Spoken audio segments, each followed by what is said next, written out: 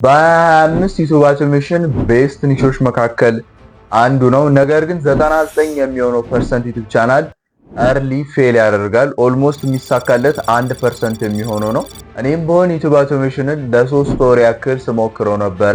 እውነቱን ለመናገር ግን ይሄን ያህል ብዙ አልገፋሁበትም። ነገር ግን ከዛ ያገኘሁትን ነገር በትክክል ለክላይንቶች ፕራክቲካሊ ስተገብረው ትክክለኛ የሆነ ሪዛልት አምጥቶልኛል። በዛሬ ቪዲዮአችን አብዛኞቹ ቢግነር ዩቲዩብ አውቶሜሽን ጀማሪዎች የሚሳሳቱት ዩቲዩብ አውቶሜሽን ላይ ትክክለኛ ሪዛልት ያመጡ ሰዎች ደግሞ የሚጠቀሟቸውን ሁለት ነገሮች፣ አብዛኛው ሰው ደግሞ የማይመለከታቸው ትኩረት የማይሰጣቸውን ነገሮች ነው የምነግራችሁ። ይህን ቪዲዮ ደግሞ እስከ መጨረሻው ማየት እንዳትረሱ። መጨረሻ ላይ የምነግራችሁ አንድ ሰርፕራይዝ አለኝ ማለት ነው። አይ ኢዮስያስ እባላለሁ፣ ዲጂታል ማርኬተር ነኝ። ዲጂታል ማርኬቲንግ ላይ ይሄን ያለ ረጅም የሚባል ጊዜ ባልቆየም ነገር ግን የተለያዩ ሰዎችን ኮንሰልት የማድረግ እድል አግኝቻለሁ። እንዲሁም ደግሞ አሁን ላይ የተለያዩ ኦንላይን ቢዝነሶችን እየሞከርኩ ፌል እያደረግኩ አንዳንዶቹን ደግሞ እየገፋሁባቸው እገኛለሁ። ከዚህ በኋላ ከኔ ጋር በሚኖረን ጆርኒ ስለ ኦንላይን ቢዝነሶች እያንዳንዱ ነገሮች ብሬክዳውን አድርጌ የማሳያቸው ይሆናል ማለት ነው። ሌትስ ጎ ወደ ቪዲዮ። በመጀመሪያ አብዛኛው ሰው ላያውቅ ይችላል ዩቲዩብ አውቶሜሽን ምንድን ነው የሚለውን ከማውራት እንጀምር። ዩቲዩብ አውቶሜሽን የምንለው በቀጥታ ፌስለስ ዩቲዩብ ቻናል ማለት ነው። ዩቲዩብ አውቶሜሽን አሁን ላይ በጣም ትሬንድ ይሁን እንጂ በጣም ከብዙ ጊዜያት በፊት ይሰራ ነበር። ነገር ግን አሁን ላይ ቴንክስ ፎር ኤአይ ኦልሞስት ድምፁንም ጨምሮ ፊታችንም ጨምረን ሁሉንም ነገር የምንሰራው በኤአይ ነው። አጠቃላይ ዩቲዩብ አውቶሜሽንን ፌስለስ ዩቲዩብ ቻናል ብላችሁ መረዳት ትችላላችሁ። መጀመሪያው ሚስቴክ አብዛኛው ሰው የሚሳሳተው ትክክለኛ ኒች አይመርጥም። ኒች የምንለው እንግዲህ እኛ መስራት የምንፈልገው ነገር ነው።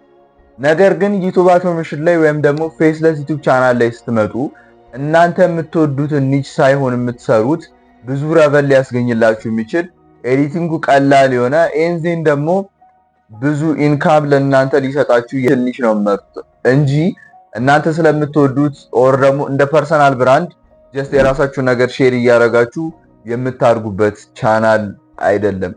ኦልዌይስ የምትሰራው ለረቨን እና ለረቨን ብቻ ነው። ምክንያቱም ፊታችሁን አታሳዩም፣ ድምጻችሁን ብቻ የምትጠቀሙት። ጀስት ላይክ የምወደውን እመርጣለሁ ካላችሁ በዛውም ደግሞ የምታገኙትም ነገር ይቀንሳል። ኤንዜን ደግሞ ማርኬቱም ደግሞ ሳቹሬት ከሆነ ደግሞ ሃይሊ ደግሞ ለማደግ ደግሞ ይከብዳችኋል። ስለዚህ ትክክለኛ ኒሽ መምረጥ አለባችሁ። አሁን ላይ ቤስት የሚባሉ 4 ኒቾች አሉ ዩቲዩብ አውቶሜሽን ላይ። ነገር ግን እነዚህን 4 ኒቾች ከመንገሬ በፊት መጀመሪያ ዩቲዩብ ላይ ሲፒኤም ወይም ደግሞ ኮስት ፐር ማይል የሚባል ኮንሰፕት አለ። ይህ ኮንሰፕት ምን እንደሆነ ልንገራችሁና በራሳችሁ ለምን እነዚህ ኒቾች ሃይሊ ሪከመንድ ተደረጉ በይሳት የሚለውን ራሳችሁ ተወስናላችሁ።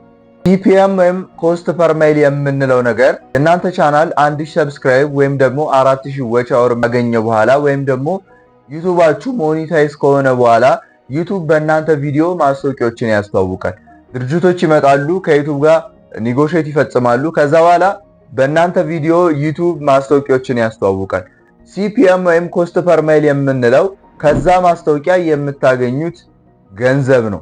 የምትሰሩት ኤዱኬሽናል ቻናል ከሆነ ቤስት የሚባሉ ኒቾችን የምትሰሩ ከሆነ እናንተ ጋር የሚመጡት ድርጅቶች ሃይሊ በጀት በጅተው ነው የሚመጡት። ነገር ግን እናንተ የምትሰሩት ኢንተርቴን ከሆነ ወይም ደግሞ ሰዎችን ማዝናናት ብቻ ከሆነ የምትሰሩት ወደ እናንተ የሚመጡት ማስታወቂያዎችም በዛው ልክ እየቀነሱ ነው የሚመጡት። አብዛኛውን ገንዘብ ዩቲዩብ ላይ የሚሰራበት በሲፒኤም ነው ወይም ደግሞ በኮስት ፐር ማይል ነው። ስለዚህ እነዚህ ኒቾች ብትመርጡ ሞር የምታገኙት ረቨን በጣም ከፍተኛ ነው። ምክንያቱም ወደ እነዚህ የሚመጡ ድርጅቶች ሃይ የሆነ በጀት በጅተው ስለሚመጡ ማለት ነው። የመጀመሪያው ኒች ፋይናንሻል ኒች ነው። ጀስት ፋይናንስ ላይ የምትሰሩ ከሆነ በጣም አሪፍ ነው። ሁለተኛው ኒች ደግሞ ሌክዠሪ ኒች ነው። በጣም የምወደው በጣም ቀላል ብዙ ጊዜ ለቢግነር ቢጀምሮ ብዬ የምመክረው ሌክዠሪ ኒች ነው። ሶስተኛ ላይ ደግሞ ቴክ ሪቪው ኒች ነው። ቴክ ሪቪው የምትሰሩ ከሆነ ለምሳሌ አይፎን፣ ሳምሰንግ አይነት ነገሮችን የምትሰሩ ከሆነ በጣም አሪፍ ነው።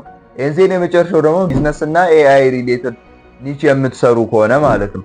ጀስት ላይክ ይሄ ኒች ወደኛ ይመሳሰላል። ፋይናንስ እና ቢዝነስ በጣም ብዙ ልዩነት አለው እንዳትደናገሩ። አሁን ላይ እነዚህ 4 ኒቾች ቤስት የሚባሉ ኒቾች ናቸው። በጣም ብዙ ዲማንድ ያለበት ኤንዜን ደግሞ ኮምፒውተሩም ደግሞ በዛው ልክ ደግሞ ሎ የሆነ ኒች ነው። እዚህ ኒች ውስጥ አንዱን መርጣችሁ ብትሰሩ የምር ዩቲዩብ አውቶሜሽን ላይ ትክክለኛ ሰክሰስ ታመጣላችሁ። ሁለተኛው አብዛኛው ሰው የሚሳሳትበት መንገድ አልጎሪዝሙን በደንብ አለመረዳት ነው። ምንድነው አብዛኛው ሰው አልጎሪዝም ይላል። ግን አልጎሪዝም የምንለው ነገር ብሪፍሊ ራሱ ምንድነው የሚለውን ነገር እናንሳ። አልጎሪዝም የምንለው ነገር አንድ ነገር ፕሮሰስ የሚደረግበት መንገድ ነው። በቀላሉ እንድትረዱት ለምሳሌ ወንደላጤ ልጅ አለ ብንል ይሄ ወንደላጤ ልጅ እንቁላል መስራት ፈለገ። መጀመሪያ ምን ያደርጋል? እንቁላሉን ያዘጋጃል። ከዛ በኋላ እንቁላሉን ይመታዋል፣ ድስት ይጥዳል። ድስት ከጣደ በኋላ ሽንኩርት ማረግ ከፈለገ ያደርጋል። ሞር ግን ብዙ ወንደላጤ ሰው አያረግም፣ ዝም ብሎ ዘይት ያደርግበታል። ከዛ በኋላ ዘይቱ ከጋለ በኋላ እንቁላሉን ይጨምረዋል። ከዛ በኋላ እንቁላሉ ይበስልና መጨረሻ ላይ ይሄ ጥሬ የነበረው እንቁላል በስሎ ምግብ ይሆናል ማለት ነው። ይሄ የእንቁላል አልጎሪዝም ነው፣ ወይም ደግሞ እንቁላል ለመስራት የምንከተለው ስቴፕ ነው። ይሄን ነገር ለዩቲዩብ አውቶሜሽን ስናመጣው ዩቲዩብ አውቶሜሽንም ራሱ የሚሰራበት መንገድ አለ። ዩቲዩብ አውቶሜሽን አልጎሪዝም ውስጥ የሚካተቱት ሁለቱን ነገሮች እኔ የመጀመሪያው ዩቲዩብ አውቶሜሽን ላይ የሚካተተው ነገር ቪዲዮዋችሁ ከብዙ አንድ ነው ቫይራል የሚወጡ። ይሄም ማለት ለምሳሌ 10 ቪዲዮ ወይም ደግሞ 5 ቪዲዮ በተከታታይ ቀን ከፖስተታችሁ ቫይራል የሚወጣው አንደኛው ቪዲዮ ነው። ኤግዛምፕሏን ለምሳሌ እኔ 10 ቪዲዮችን አዘጋጀው። 10 ቪዲዮችን በየቀኑ ፖስተትኳቸው ወይም ደግሞ በቀን 2 ፖስተትኳቸው። ከዛ ውስጥ ቫይራል ሊወጣ የሚችለው አንዱ ቪዲዮ ነው። ይሄ ላክም አይደለም፣ ጀስት ሃርድ ወርክም ጉዳይ አይደለም። ነገር ግን የሚሰራበት አልጎሪዝም ነው። ከዛ ውስጥ ግን አንዱ ቪዲዮ ቫይራል ከወጣ ከዛ የምታገኙት ረቨን በጣም ከምታስቡት በላይ በጣም ይጨምራል። ሁለተኛው ደግሞ እንደ ፌስ ዩቲዩብ ቻናል በየሳምንቱ ወይም ደግሞ በየ3 ቀኑ ፖስት የምታደርጉት ሳይሆን በየቀኑ ዴዲኬትሊ በየሰዓቱ ፖስት ማድረግ ያለባችሁ። ምክንያቱም ፌስ ዩቲዩብ ቻናል ሲሆን ጎልም የሚሆነው ለሎንግ ተርም ነው። እዚህ ከኦዲየንስ ጋር ያላችሁ ኢንተራክሽንም ስለሚጨምር በዛ ሁናቴ ሞር ኦቨር ሰክሰስፉል የመሆን እድላችሁ ፌስ ላይ ይጨምራል። ነገር ግን ፌስለስ ዩቲዩብ ቻናል ሲሆን ሰው አያውቃችሁም። ስለዚህ በየቀኑ ቪዲዮዎች ፖስት መደረግ አለባችሁ። ሌላ ማወቅ ያለባችሁ በየቀኑ ፖስት ማድረግ አለባችሁ። በ3 ቀን በ2 ቀን ፖስት የምታደርጉት ነገር አይደለም። በየቀኑ ፖስት ማድረግ አለባችሁ። እንግዲህ መጨረሻ ላይ አዘጋጅቼላችሁ ያለው አልኮቹ ሰርፕራይዝ አለ። ቀጣይ ላይ ዩቲዩብ አውቶሜሽን በትክክል የሚሰራ ዩቲዩብ ቻናል ክሬት አድርገን ቪዲዮን ኤዲት አድርገን እስከ ፐብሊሽ ከማድረግ ድረስ ያለውን እያንዳንዱን ነገር በፉል ኮርስ መልክ የማዘጋጅላችሁ ይሆናል ማለት ነው።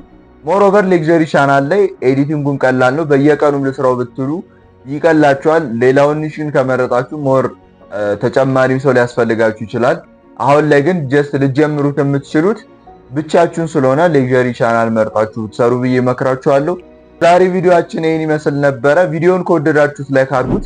በጣም ደግሞ ከወደዳችሁት ቪዲዮአችንን ሰብስክራይብ አድርጉት።